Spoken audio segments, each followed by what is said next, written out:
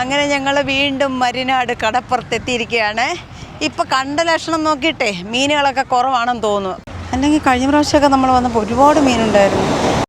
നല്ല അടിപൊളി അയില, പച്ച അയില, അടിപൊളി അയില.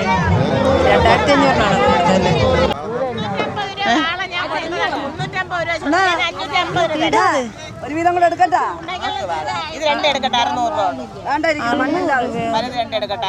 നല്ല പച്ചവാളയാ ചേച്ചി. എന്തെങ്കിലും കുറച്ച് തരണം. എന്തോന്ന് ചേച്ചി, ചീത്തയൊന്നും അല്ലല്ലോ. വീട്ടിൽ ചെന്ന്